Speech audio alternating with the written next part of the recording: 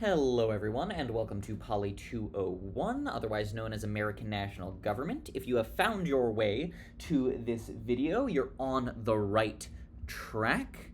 Today, we're going to introduce you to the course, as well as go over the syllabus, the blackboard, and also introduce you to what political science is. Don't worry, I know this is an asynchronous online class, and that can be a little stressful with timing and getting things in on time and knowing what to do and navigate, especially when we don't have meeting times that are scheduled, but you and I will work through this together a-okay, and we're going to start right here. So, what's on today's itinerary? First, I'm going to introduce myself. Who is this guy teaching you? What right do they have to teach you? Then we're going to go over the syllabus. There was great rejoicing, yay. And also the blackboard. And then finally, I'm going to do a really brief introduction into what is political science. Why are you here? I know that this class is taken by a lot of non-majors, and I think it's important up front to just give you the value proposition, what you'll get out of this, even if you are not particularly interested in political science or politics. So, to begin, who am I? Call me Ryan. Some years ago, never mind how long precisely, blah, blah, blah, blah, blah. If you're a fan of Herman Melville and Moby Dick, that one was for you. Anyway, you should call me Ryan. In your emails, address them to Ryan. If you call me Dr. Dennehy, that is incorrect. I don't have a PhD yet. If you call me Mr. Dennehy, gross. Please don't. That's my dad. That feels weird. Just call me Ryan. I'm cool with that. This is me at the Mayor's Cup 2 years ago when we scored the winning touchdown against Mizzou. I was very excited, as you can see. I am a fifth-year PhD student in political science, and I mainly study representation and the U.S. Congress as well as state legislatures. I look at elections, campaigning, and how that relates to a constituency or a district's socioeconomic status. If you're interested in any of that stuff, reach out to me individually. I'd be happy to talk about it. But that's my jam. Who am I on a personal level? Well, I am a outdoors person.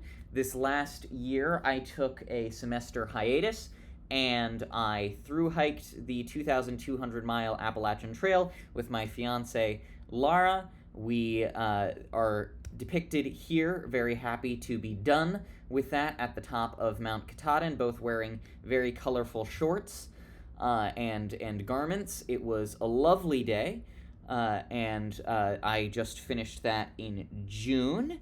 So if you ever want to talk about outdoor stuff, I'm all ears. I am also the proud cat dad of two wonderful cats. The orange one, his name is Walnut, and he's an idiot. And the other one, Wonton, is much smarter, but he is my boy. He was a rescue off the streets. He's a very sweet guy. Anyway, let's talk about the syllabus and the blackboard. I know, you guys are so excited about it. So am I. This is really important stuff because this entire class is online. So, let's talk about the syllabus first. This is Poly 201, American National Government, Section J15. If you're here and that's not your jam, why are you here? The course site is entirely through Blackboard. It is asynchronous. We have no required class meetings. There are recorded lectures, and I'll get into that. There are no prerequisites for this course. It covers 3 credit hours. My office is Gambrell Hall 303. My email is listed here. My office hours, I believe that Self-Service Carolina lists specific office hours for me. I just prefer to have them by virtual appointment. I'm pretty wide open when it comes to meetings. If you guys have a problem or a question, please just email me. I will reply. I wrote no more than 2 business days. That is the required apply time by the university. I will reply probably within 3 hours, if not sooner. Email me your question, and if it's more serious and you think you need a meeting, please we'll schedule one real quick, easy, hop on Zoom or Teams or something, whatever is easiest for you guys. And feedback when it comes to assignments, I say no more than 3 business days after submission. That is more accurate, particularly when it comes to these bulk due dates that we have that we're going to go through here. I might have to grade a lot of stuff at once, so please be patient with me while I do that. The course description, I'm not going to read this whole thing word for word for you.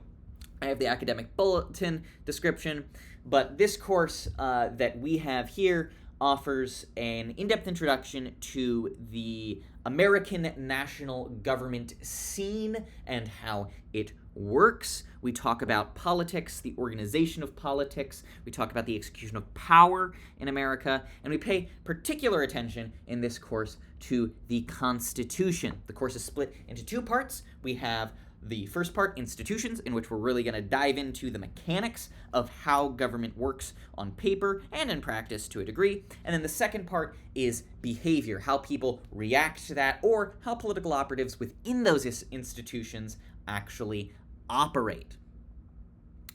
This course fulfills those requirements right there. I want you to note that courses are dynamic arrangements, and I reserve the right to change the syllabus at my discretion at any point during the semester. That is the cover my ass clause for when something inevitably needs to be changed. I will give you ample warning through announcements on Blackboard and the like, so don't stress about that. So, course format. This course is fully asynchronous, online. Yay, you can move at your own pace. There are no required live meetings, meeting times, or recurring login periods. The learning objectives and academic expectations are equivalent to those of the face-to-face version of this course. There is our first major point. A lot of the content that you will observe in this course was pre-recorded during a previous iteration of this class. It is still very geared towards online students. I don't want you to worry about that. However, I want you to note that this would be the equivalent of taking this course in person. You get the same experience. All regular modules, recorded lectures, readings, and assignments will be available on Blackboard from the beginning of the semester. This is an important note. Some online courses will have modules released weekly. I firmly believe that you should be allowed to move at your own pace with limitations. Therefore, from the beginning of class, everything is open for you to do, except for, and we'll get into this, your midterm, your final exams, and one specific assignment. Now, you won't be able to do Module 15 until you finish the first 14 modules, because you're not going to really understand what I'm talking about in them, but still, I think you guys should be fine to work ahead or work a little bit slower if you need to, as long as you meet certain dates. There is a recommended schedule at the end of this syllabus. I have right here recommended dates in the pacing schedule provide a Tuesday to Thursday rhythm to help students distribute the work. Essentially, I have created a schedule that if you wanted to treat this like a Tuesday-Thursday meeting time, you can do that. Note that this course has 2 firm academic checkpoints. All Part 1 work, so work related to institutions, is due Monday, October 12th, 2026 at 11:59 p.m. All Part 2 work and final exam must be submitted by Wednesday, December 9th, 2026 at 11:59 p.m. So, those are your 2 due dates. I would recommend you not submit everything that is due at those due dates on those due dates. I would recommend you follow the loose suggested schedule, but if you feel like living on the edge, you can do that. Again, please don't do that. Note that because I have these delayed due dates, unfinished Part 1 work cannot be submitted after the Part 1 checkpoint, even though Part 2 materials are already available unless otherwise stated. So, if you missed the Part 1 due date, I'm sorry, you can't submit your stuff. Please submit in advance of that. If you're worried about this or if you have problems, reach out to me. Obviously, if we have another agreement through the Ombuds's office or for the Office of Student Accessibility, Disability, please note that that will be perfectly fine with me. So it's unless prior organization or prior agreement with me. We have your key content and skills objectives. I will let you read those on your own. Course expectations. There are no prerequisites for this course, nor there is an expectation of prior knowledge. This course, at its core, is really similar to a kind of the high school civics course on steroids, so welcome to that. I do want you to note that you should expect to read approximately 20 to 40 pages for most lessons, and you should complete those assigned readings before you go and watch the lectures. We'll note that I kind of made it so you can't watch the lectures until you do the readings, so sorry about that. But engaging with the reading is really important. It strengthens critical reading skills and makes the lectures, activities, and assessments easier to understand. There will be questions on the exams that are covered in the readings that are not covered in lectures, so you have to do the readings. Please note that flexibility requires planning. Students should set aside regular study time each week, follow recommended pacing schedule whenever possible, watch each recorded lecture in full, and complete all work independently. Complete all work independently. If you come up with a group of students who are doing this class together, minus the exams, you guys should feel free to do this stuff together. I mean, it's not that hard of a course, and if doing it at a coffee shop with your buds makes it less terrible, by all means, do it. Exams draw heavily from the recorded lectures as well as the assigned readings. Check Blackboard and USC email daily. I cannot emphasize that enough. Please check Blackboard and your email daily. There will be announcements, not every day, not every week. Well, every week there will be an announcement, but not every day. But you should still check to see if anything has changed. Please don't just go weeks without checking the Blackboard. And monitor progress in the Blackboard gradebook and contact the instructor before a firm checkpoint if an approved circumstance may interfere with the timely completion. Waiting until a checkpoint to begin several weeks of work is strongly discouraged. Please don't wait. Just don't do it. Don't. Okay, assignment descriptions. You have, I think, 5 types of assignments here. Yeah. That I have created for you. So let's go through them. Video checks. In addition to lecture videos, so I have pre-recorded lectures that are informal, kind of like this. You don't see my face, and you just hear me rambling. Those are the core of the content. There are 7 short instructor-made videos clarifying theories and concepts that are a little bit more advanced. I distill a lot of the complex theory in these highly edited kind of video essays. Each video is followed by a brief automatically graded Blackboard check using multiple choice, multiple select, or matching questions. That actually has changed. I will have to update that on the syllabus. It's just a fill-in-the-blank reflection. Each check is worth 20 points. Students may attempt each check twice, and the higher attempt counts. You're not going to have to do it more than once. Trust me. It's going to be fine. As long as you do it, it's going to be great. Of the 5 highest video check scores, count towards only the 5 highest video check scores count towards the course grade for a maximum of 100 points. So, all 7 video checks belong to part 1. Basically what that means is there are 7 video checks. You should do all of them because there's stuff on the exams, but if you miss 2 of them, it's fine. I will drop your 2 lowest scores automatically, and that is set up in Blackboard from the beginning. So, your grade should reflect in Blackboard what it actually is. So, grandma checks. After part 1, we finish the video checks and we change to grandma checks. These are 7 short responses that you have to do. 5 of those count for 100 points. For each response, you're going to be assigned an additional reading. You're going to explain the reading's main point in 4 to 5 sentences as if speaking to someone who does not follow politics using clear, jargon-free language. Explain it like you're explaining it to your grandma. Then identify one central concept or argument in 2 to 3 sentences. Define it in your own words and connect it to a real-world example.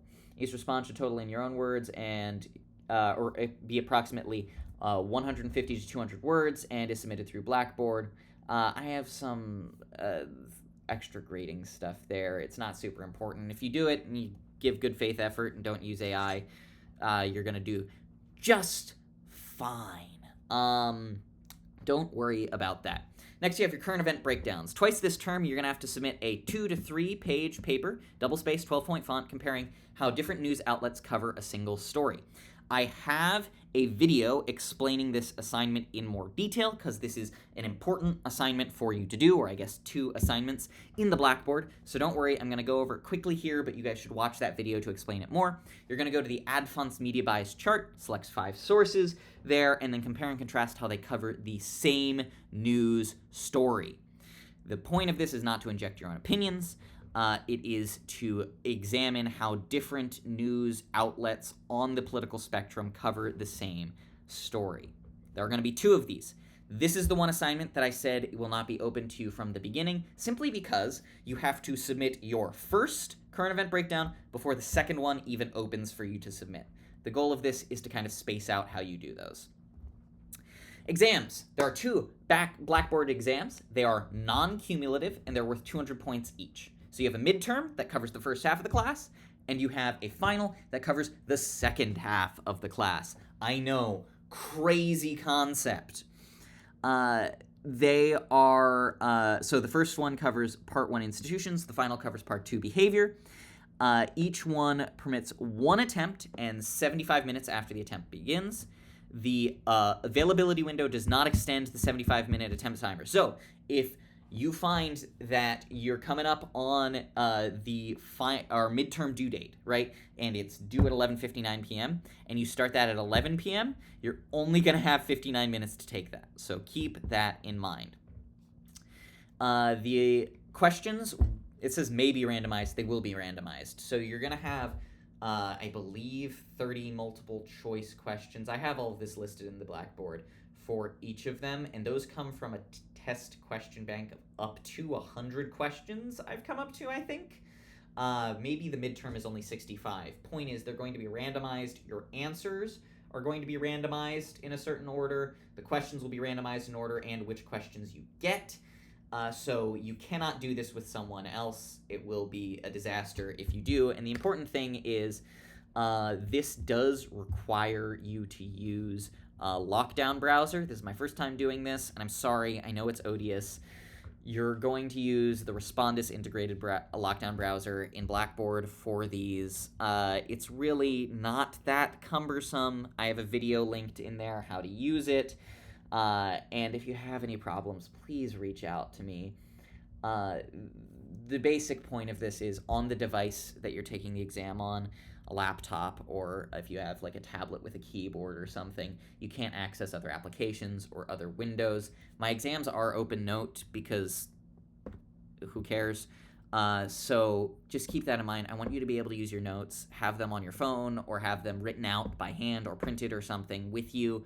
The goal is just so you can't copy and paste the questions verbatim into like ChatGPT and tell them and have it give you the answer, which I did test that. It doesn't always give you the right answer. So maybe don't do that and like actually learn something. This class is really easy. If you have any problems, contact the USC IT service desk or me. And your final cumulative assignment is the major area briefing memo. So as a capstone, and I also have a video explaining this assignment in more detail. Write a concise briefing memo of exactly 2 double-spaced pages explaining how 1 or more course concepts apply to your primary field of study or intended career. The goal of this is to basically relate politics to your everyday life or your career. If you're a nursing major, talk about the social determinants of health. Talk about your rights as a patient and how that relates to the Constitution. If you are a political science major, that's where the intended career comes in. If you're going to be a political practitioner, talk about that. If you're going to go to law school, talk about that. You're going to have to cite 1 required reading and 1 recommended reading. And we'll talk about that when we get into Blackboard. That's 2 whole sources, 2 whole pages. I know that's so much work, but it's going to be just fine. And I really do love this assignment so much because I get to see what you guys have learned and how it relates to something that you guys are actually super passionate about, particularly if you're a non-major. The grading scheme here just breaks down everything. So everything's out of 1,000 points because I don't like making you do complicated math. You're going to have 5 video checks required of 7 offered. They're 20 points each. Same thing with the grandma checks. Current event breakdowns, 2 at 100 points. That's 20% of your grade. Major area briefing memo is 20% of your grade. Midterm is 20% of your grade. Final is 20% of your grade. So if you view it this way, homework and assignments is 20%. Current event breakdown and reflection, 20%. Exams are 40%. and your major area briefing memo is 20%. I'm pretty lenient when it comes to grading. 90 to 100 is an A, and then it breaks down from there. Let's talk about submission checkpoints. Again, to beat them into your heads. Part 1, institutions. The midterm opens Saturday, October 10th at 12 o'clock a.m. and will be open 2 days over that weekend to Monday, October 12th at 11:59 p.m. I do realize that that has opened over a weekend. I might change that around. I don't know. We'll see about it. It's going to be fine. All work and the midterm, all Part 1 work and the midterm must be submitted by Monday, October 12th at 11:59 p.m. Please note that. Submit everything in Part 1 that is due at Part 1. You'll see in Blackboard when those due dates are. Part 2, behavior. The final opens Monday, December 7th at 12 o'clock a.m. and is open for 2 days to Wednesday, December 9th at 11:59 p.m. And all Part 2 work must be submitted by Wednesday, December 9th at 11:59 p.m. as well. That gives me enough time to get the grades in before they're due at the end of the semester, so those of you who are in here for some reason in your last semester can walk in December. Notes and constraints. We talked about the flexible pacing and submission deadlines. Excuse circumstances. Please just contact me.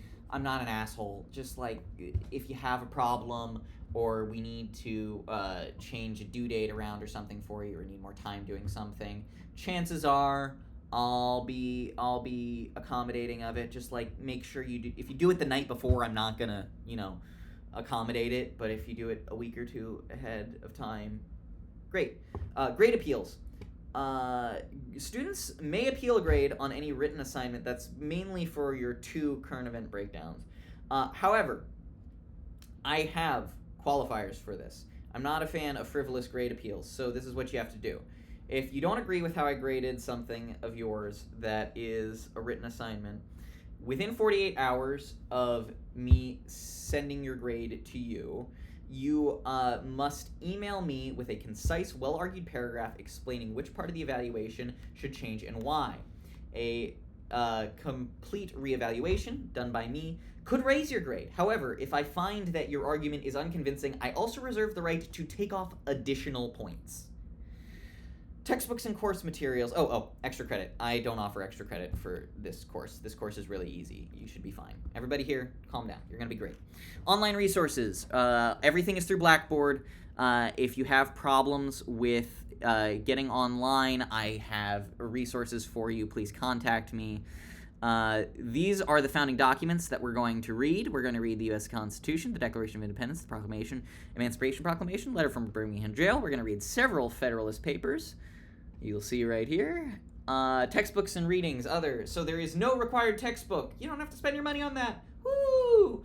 But we do have required readings for this class. They're all posted online. You don't need to find them yourselves, as well as recommended readings. Every single module is going to have required and recommended readings. Those recommended readings are recommended. They are not on your exam. However, they could help you understand the concepts a little bit more or a little bit further, and you do have to cite one of those recommended readings in your final briefing memo. Technical support, blah, blah, blah, blah, blah. You guys understand that. Attendance is not required, but, if you don't do the stuff, I can see it, and I'll let you know. Online course conduct and communication. Please communicate respectfully in email in every Blackboard interaction. No, hey, you. It's not hard. Please, I don't really know why I had to put in publicly post-recorded lectures. All of my lectures are public. I don't really care. But just, don't sell them. That would be weird. Accessible course materials. That's boilerplate stuff. So, evaluation procedures. I just go over everything here. Honor code. That's boilerplate. Please see the university's policies on academic integrity here. Let's talk about the fun stuff. AI usage. Don't be stupid. By that, I mean you have a brain and you should use your brain for things, because why not? You can use AI in things. There's no real way for me to prevent you from using it, but please use it intelligently. I don't want to read ChatGPT's or Claude's.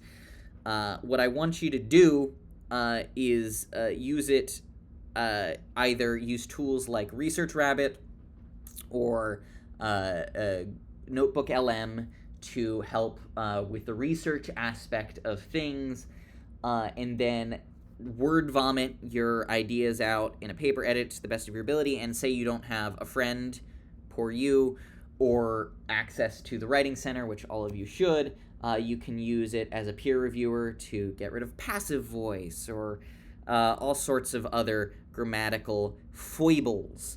Basically, a lot of the writing assignments that I have you do, particularly your major area briefing memo, are your personal reflections on what you're learning in the content, or they are specifically applicable to videos and recorded lectures for which the AI models that exist today can't really digest that content in a meaningful way. And if you need ChatGPT or Claude or DeepSeek to tell you how you think or feel about a thing, I am so sorry, but that is deeply pathetic, and I will try to shame you for that. Not actually, but I will be disappointed by that. And you really shouldn't have to. This class is fairly simple and straightforward, and also I genuinely do value seeing what you have to say on these things. That's not me just saying that because I don't want you to use AI. I want to see what you guys think about these things, and I value what you have to say. And when I say you, I mean you, not some AI. Okay? So now that we've gotten that out of the way, we have some boilerplate language about student disability resources. Please reach out if you need those. Diversity and inclusion. Please respect people. Don't be a dick. Following this is a recommended pacing schedule. You can move at your own pace, but I want you to note that this does a good breakdown of what you should do. Everything following this icon on the schedule is a piece of the Constitution.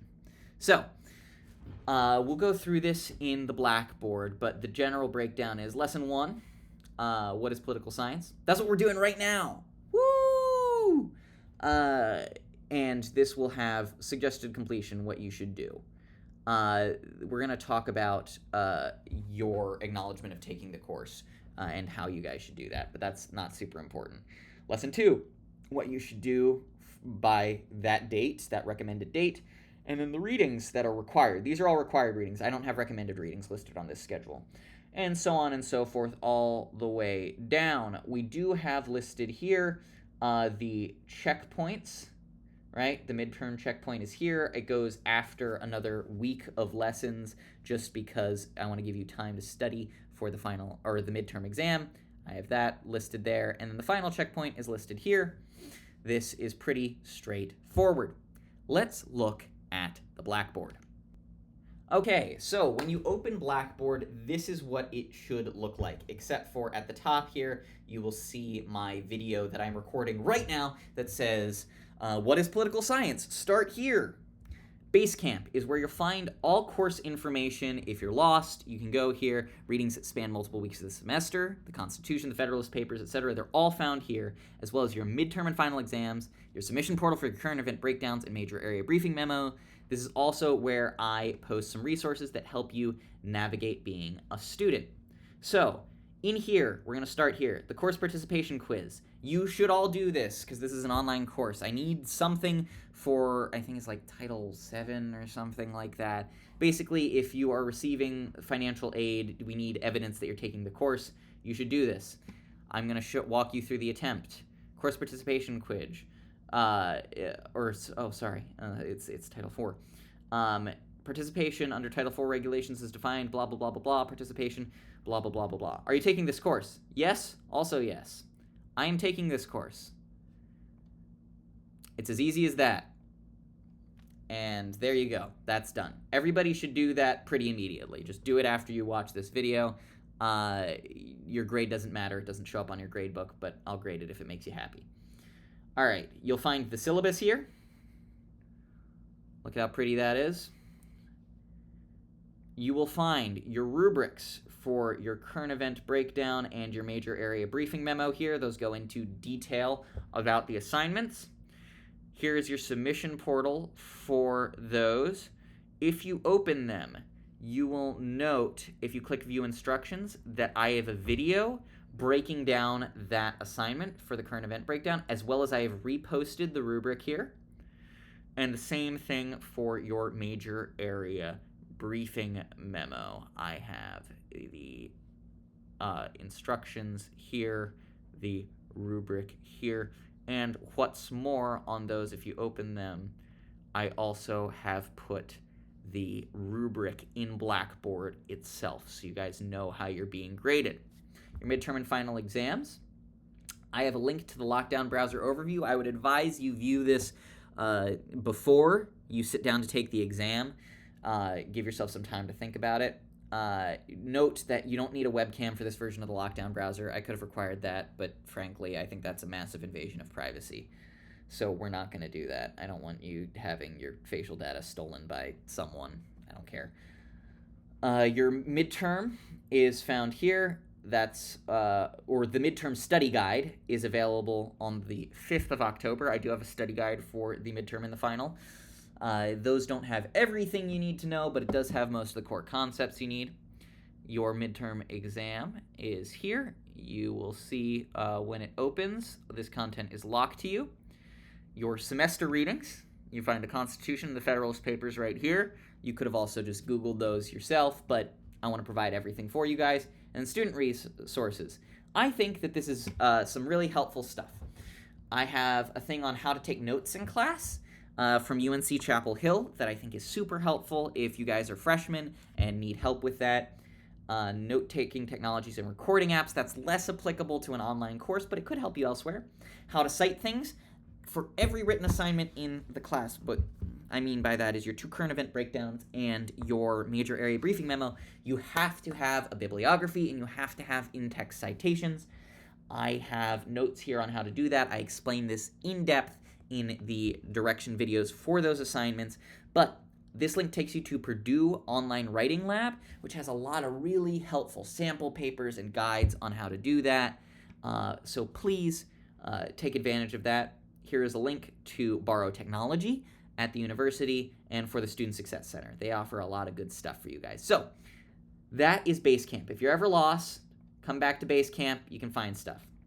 This is what your average modules will look like. So the first module, beginning part 1, explains the core questions of political science, etc., etc. You open the module, and you have these bits of content are locked in sequence. So you're going to open the required readings. You're going to have to read the Declaration of Independence. Wow, that was exciting. You're going to have to read the Articles of Confederation.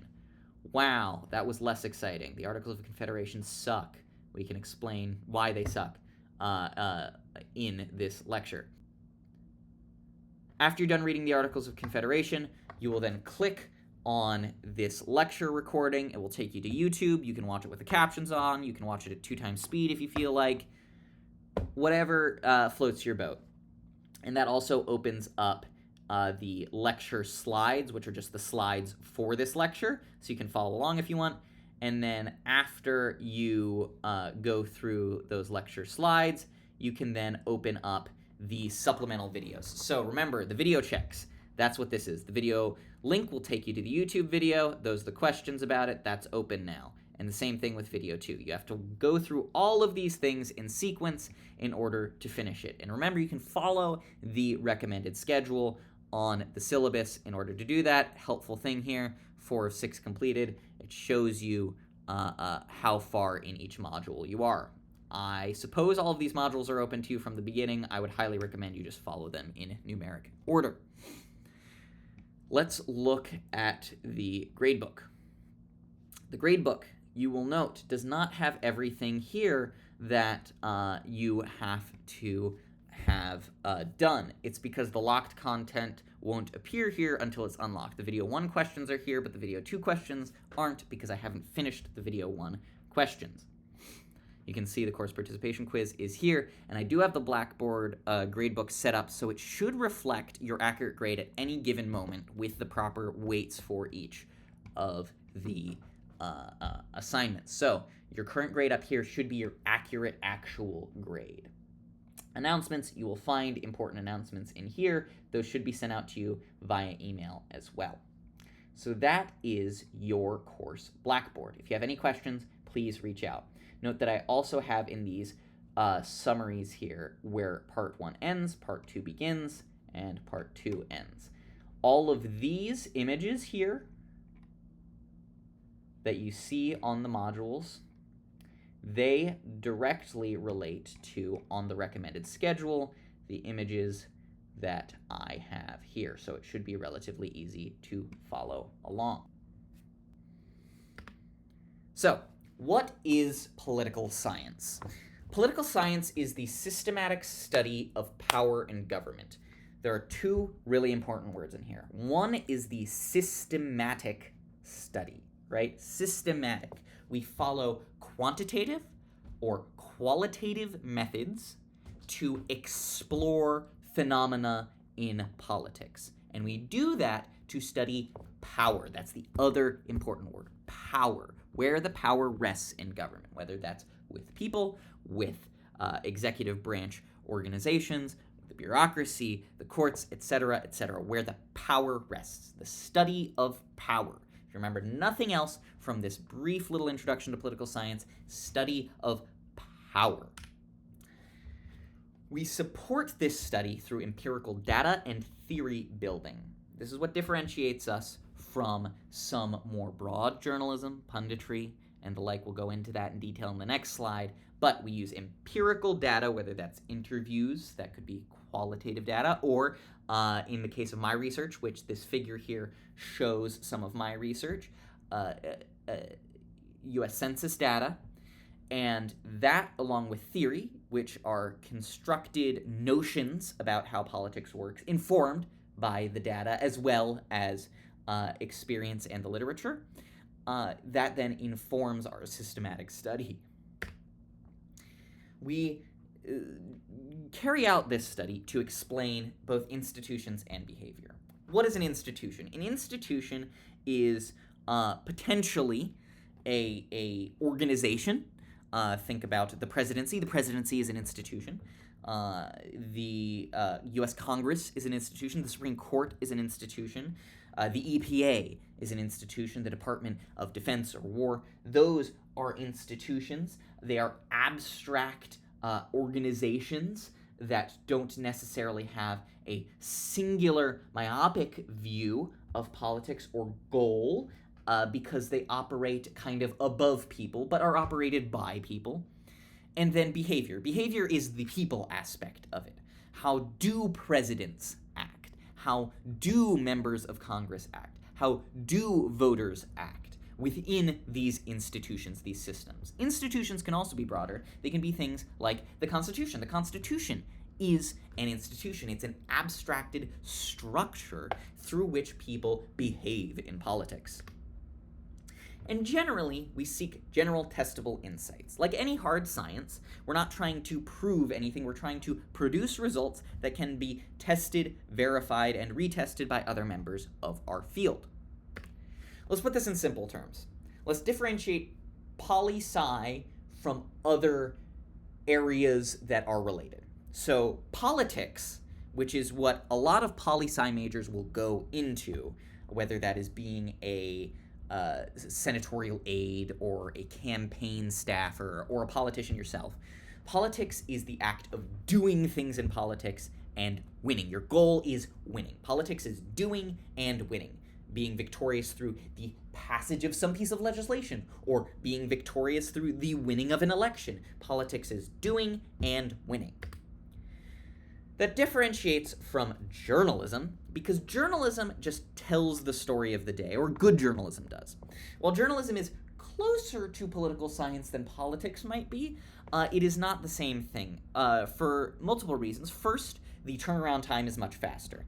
Political science operates on a time scale of years. It takes us a long time to publish something through the peer review process. Journalism, while they do have their own stringent requirements for ethics, for format, for accountability, and for accuracy, they do produce a product much quicker. At the same time, journalism is much more reportorial. Political science is much more interpretive. We view the data, we view the phenomenon, and we interpret what that means for the institutions or behavior, whereas journalism generally just says what happens. Journalism, politics, and poli-sci differ from punditry because punditry is opinionated. It's hot takes. I'm going to grumble here because people listen to pundits a lot more than they listen to journalists and a lot more than they listen to political scientists. Punditry is your editorial side of things. Pundits are people like you might see at a round table on CNN or MS Now or Fox, or because none of you watch cable news like that, let's say Hassan Piker. He is a pundit, not a journalist. The Pod Save America guys, those are pundits, not really journalists. Ben Shapiro, Mark Rubin, these people are pundits, not journalism. Nick Fuentes is a political actor and a complicated figure, but started out as a pundit on the right. These people are pundits, they are not journalists, they're not political scientists, but they tend to be listened to the most because they bridge this gap between politics and journalism in a very interesting way. Poli-sci explains with evidence. Everything we said in the last slide. Political science explains things using empirical evidence, and our goal is to create knowledge about these things, not necessarily advocate for a position. In review, politics is doing and winning, journalism is telling the story of the day, punditry is opinionated, political science explains with evidence with the goal to produce knowledge, not necessarily advocate for a specific position. I look forward to working with all of you this semester. If you have any questions, feel free to reach out, please, and I hope that you all are excited for this and learn something exciting and useful to your own lives this semester.